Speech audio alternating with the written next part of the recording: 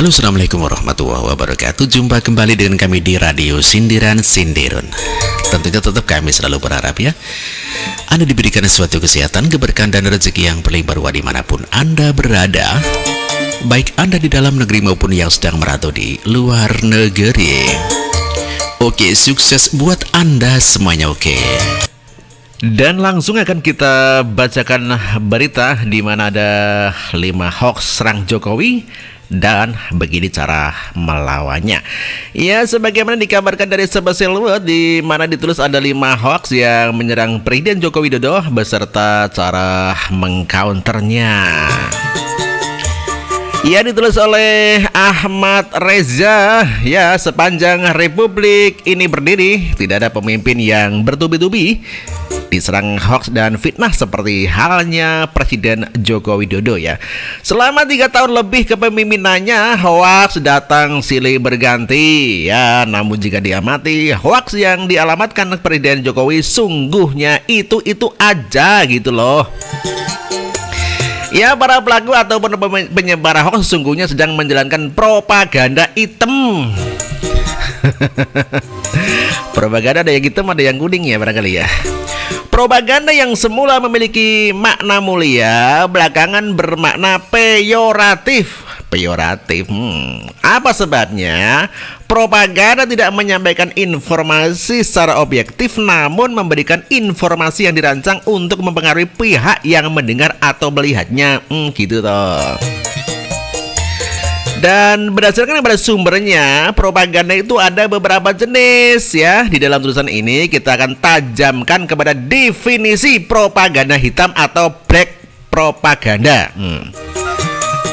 Black campaign gitu ya misalnya mungkin ya.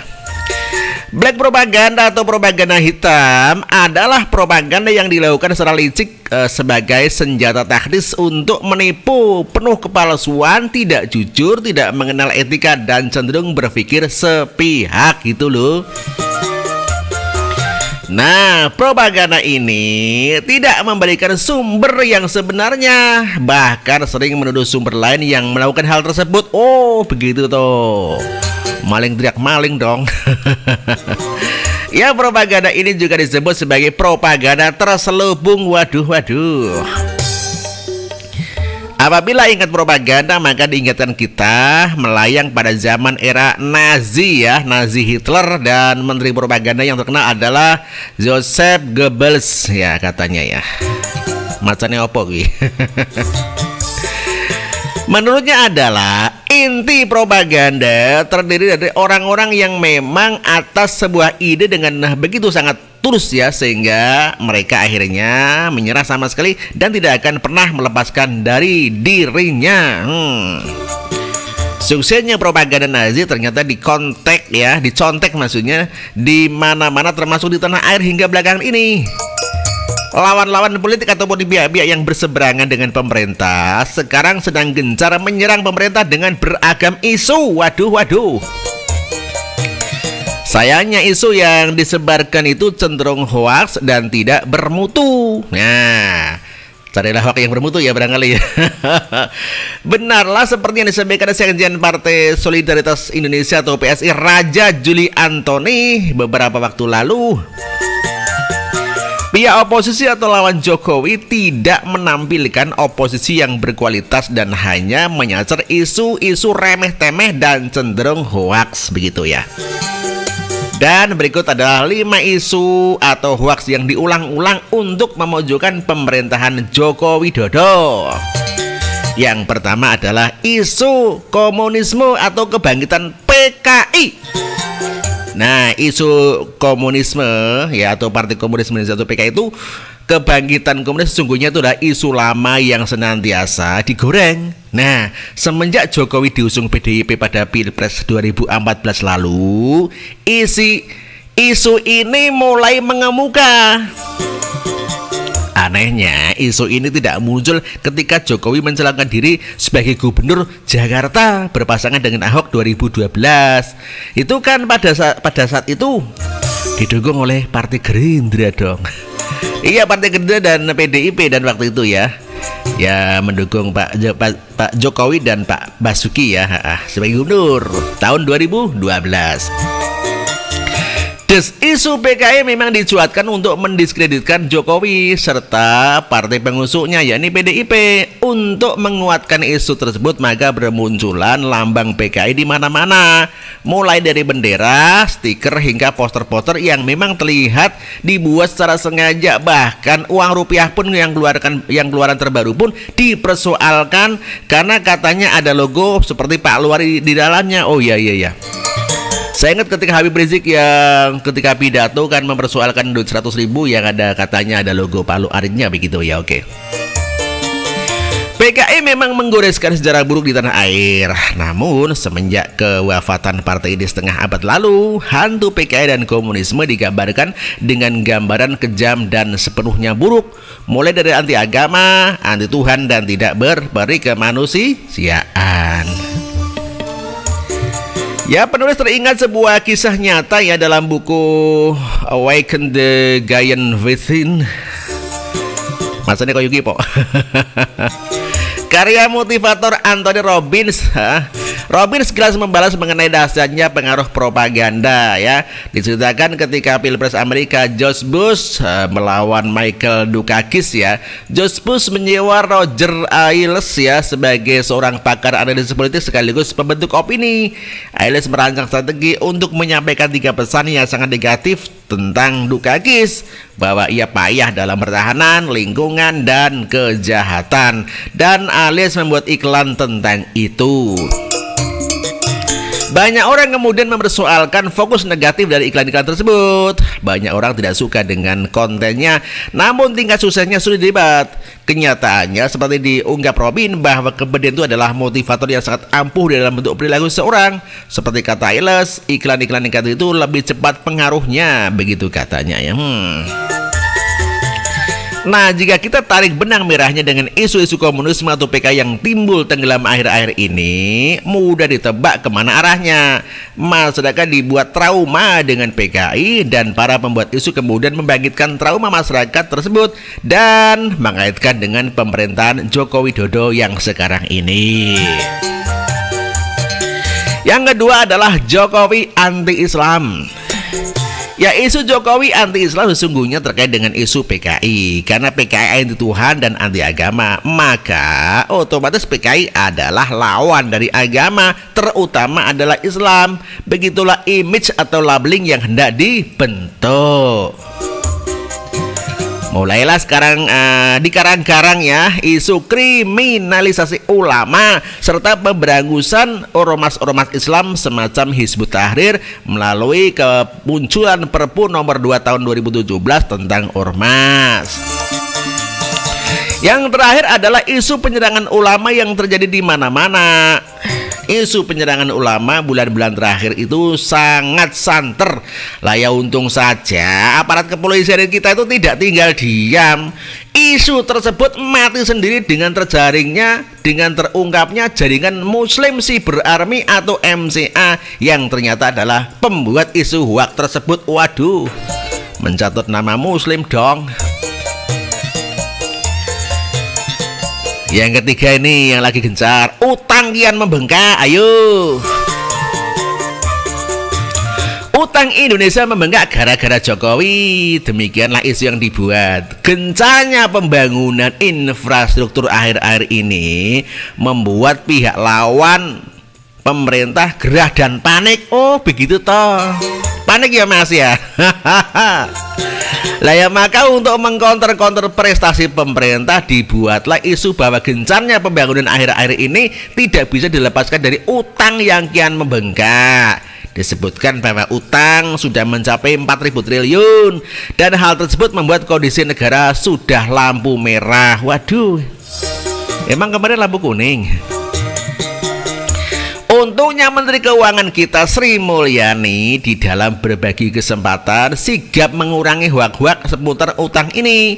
Saya cantumkan sumbernya loh, di mana Menteri kita satu ini menjelaskan dengan jelas dan terang benderang kesimpang siuran ya mengenai daripada permasalahan utang yang disinyalir semakin membengkak ya.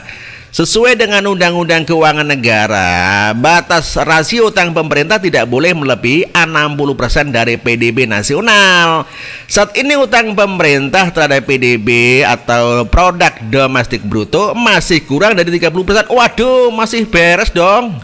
Jadi utang negara kita masih relatif aman. Bahkan apabila dibandingkan dengan negara-negara yang tergabung dalam G20, utang pemerintah jauh lebih relatif masih kecil. Aduh, begitu dong.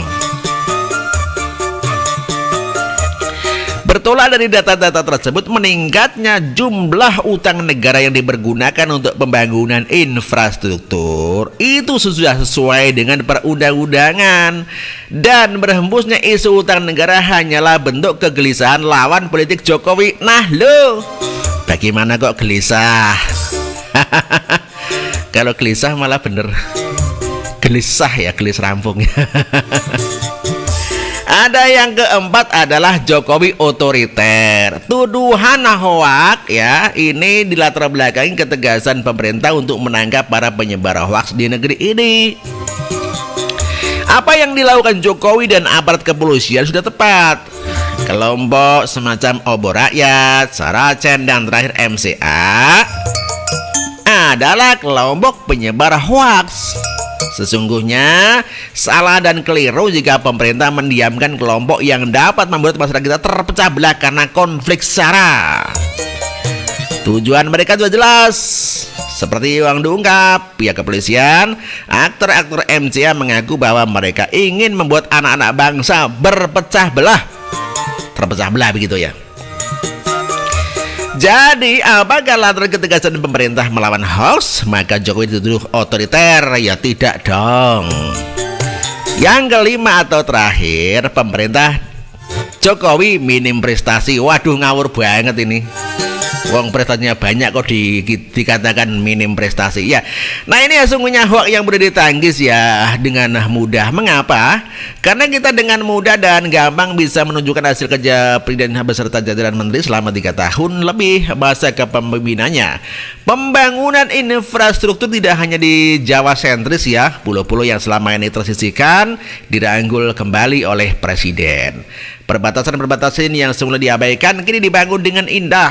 Harga BBM di Papua serta di Kalimantan yang sudah berpuluh tahun harganya jomplang ya, di Papua sampai 100.000 per liter ya. Padahal di sini cuma 6.000 dulu ya. Oke. Dengan di Pulau Jawa itu diseragamkan sama dong, begitu harganya itu Jawa dengan Papua sama. Oke, demikian ditulis oleh Ahmad Reza. Terima kasih Ahmad.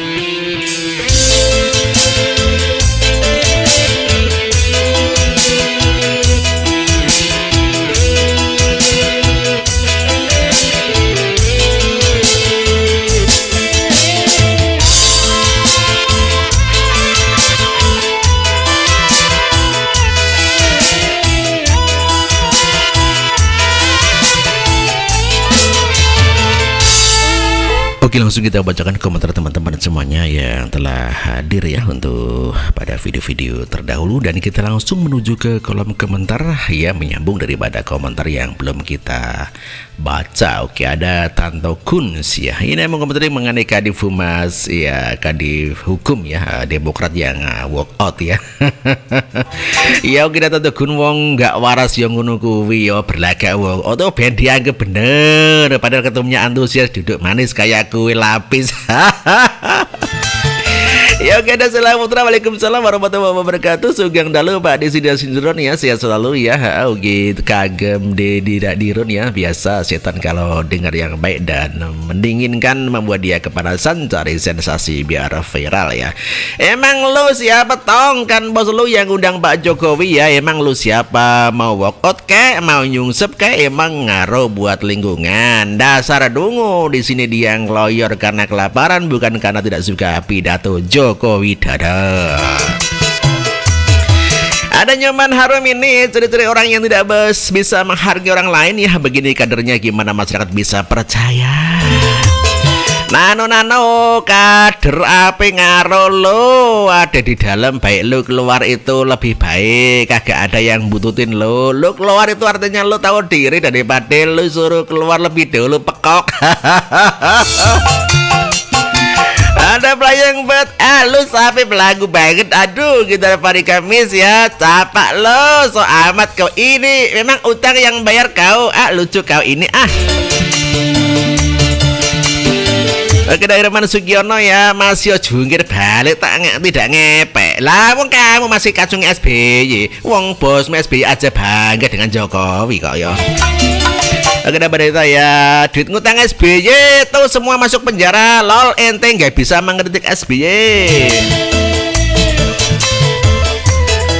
Ya oke dah, Stomo Aung ya, hargalah Jokowi sebagai kepala negara, kader Partai Demokrat isinya kayak gitu. Para gimana berartinya mau tambah maju dan sukses gimana ya kalau presidennya dari Demokrat, apa komentarnya? Ferry Superman biasa kalau bawahan banyak gaya dengan hasil kejar nolnya ya seperti itu ya. Sumpah baru lihat tambangnya, emang lu siapa? Yang penting gak penting banget dalam percaturan politik Indonesia. Ada Wimbo Aryono, pemimpin jati selalu hatinya seluas lautan ya. Jadi kartu kuning merah termasuk WO jelas nggak ngaruh dia untuk tetap jalan maju ke depan dengan terlidah untuk kemaslahatan bersama. Abdul Rojang yang begini nih, Ferdinand pengen bertenar tapi nggak modal ya, modal nikah doang. Ada Umati Tebok ya, basi tahu nggak? Baru jadi kadi partai aja sudah belagu ya. Pak Jokowi nggak rugi tahu. Kalau udah sampai rumah tolong ngaca ya. Ada anti nyinyir dari tambangnya aja, tambang kaum yang suka perang ya. Ada opo-opo ya, nggak penting lagi emang kamu siapa? Paling juga numpang tenar supaya dikenal, biar besok waktu pilek ada yang nyoblos elu, siapa juga yang pilih lo. Kada Budasari, ora urus awakmu arep nyemplung sumur ya wes, yang penting Pak Jokowi jujur, Indonesia makmur.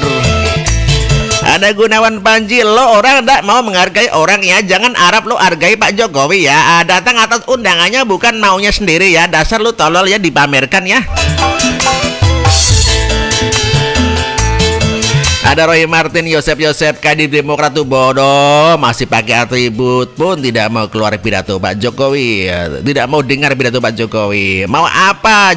Mau jadi apa? Lu pantesan ya, gampang dan senang diprovokatori, hati lo setan tahu. Salam ya. Oke dah, Oza Kelana Oza ya. EGP siapa lo? Gak penting. Ada Rama DRW ya, Ferdinand siapa sih, nggak ngaruh kali. Ada SG Mulyawan, emang Jokowi pikiran lo dasar kampret.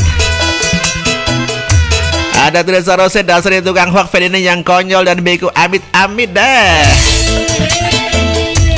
Hermin Barimbung, bro, keluar tidak ada yang nanya lo, itu kan bosmu yang diundang selalu 2 periode. Jokowi konsisten ya, presiden idola rakyat gitu loh. Ada TV Manya ya, Ferdinand pembenci Pak Jokowi yang menyusup ke Demokrat, lihat aja ya setiap tahunnya ngundang dia, bukan darah gak naik pitam ya. Oh, bikin darahku naik pitam ya. Naik tajam ya.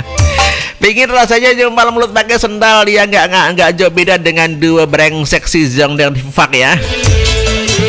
Ada Gunawan Subagio, haha, nggak ngaruh apa-apa, malah dikira izin ke toilet. Ngono tau bos. Aku kayak kudu ngakak wae to. Ya oke dah, Aril nggak ngaruh si penganut baru si Jongos ya, di partai da sok Ferdinand gemblong. Ada masalah nilani ya. Pencitraan yang nggak bermutu, kampungan ya, nggak usah pamer kalau walk out apa ibatnya ya. Bikin malu, malah mau dibawa kemana itu muka. Orang penting juga nggak stres ya. Ada Dewi Hartanti, Mas Lani J, ada Dewi Nur Cahyono. Mau cari sensasi melalui Pak Jokowi, kan udah banyak yang dompleng keterangan melalui Jokowi, dasar orang bagdoglo ya, gomdok ya. Daniel Wagino, EGP ya lo. Mau dengar apa tidak nggak penting.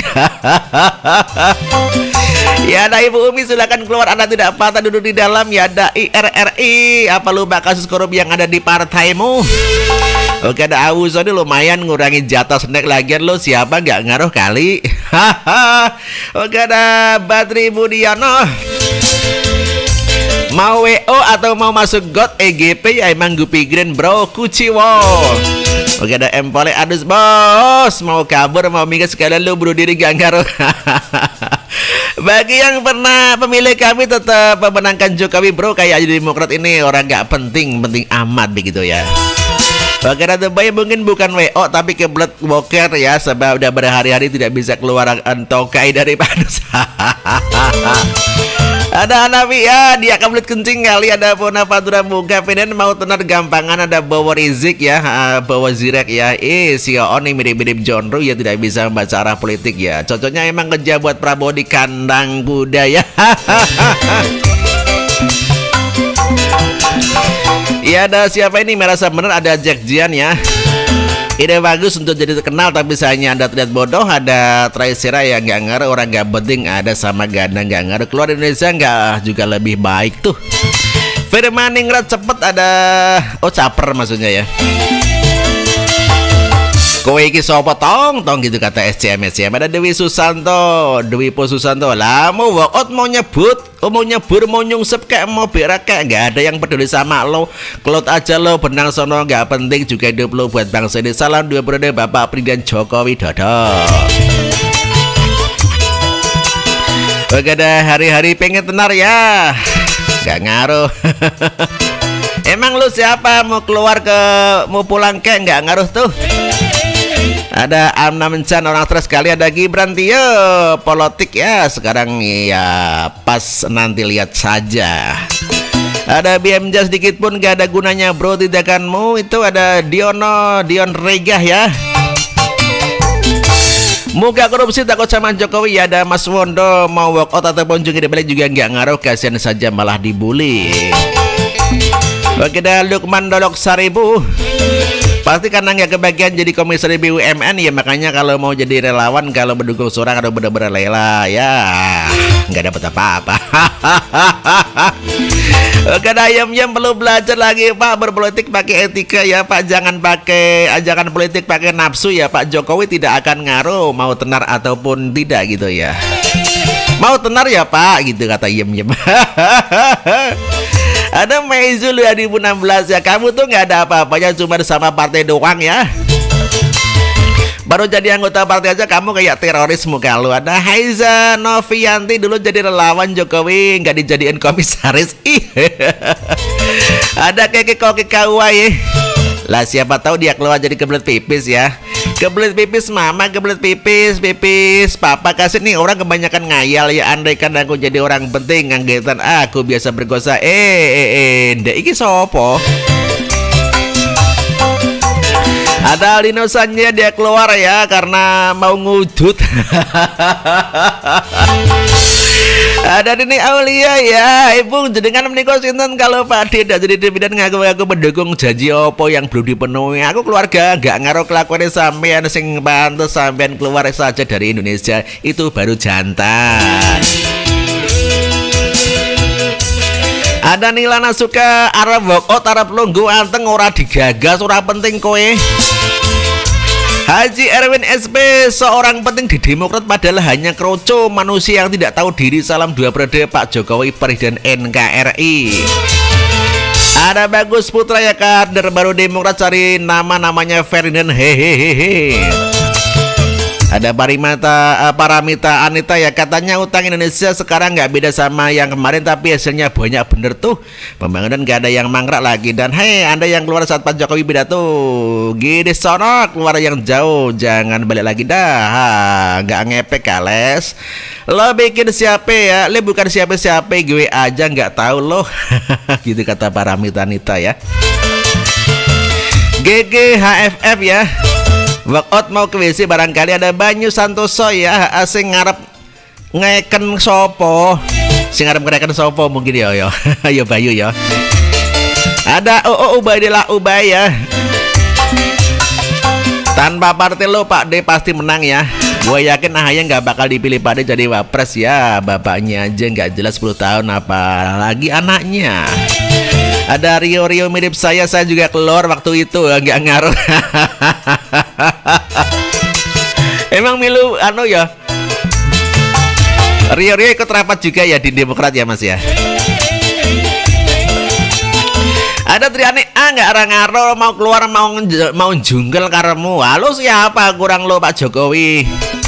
Kurang lo Pak Jokowi tetap jos keluar aja selamanya ya.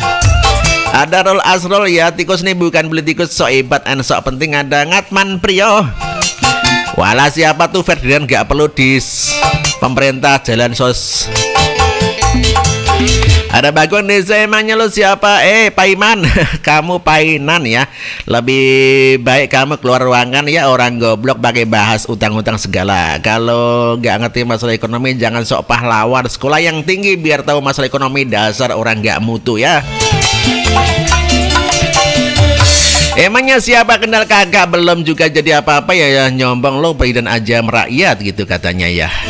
Ada si Bu Adeni, belum di kartu merah udah keluar lapangan. Oke, kita nikmati sebuah lagu berjudul Sahadu untuk Anda, semoga Anda terhibur.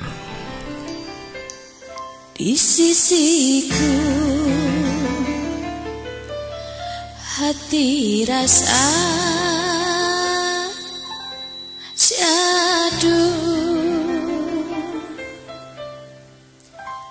satu hari tak bertemu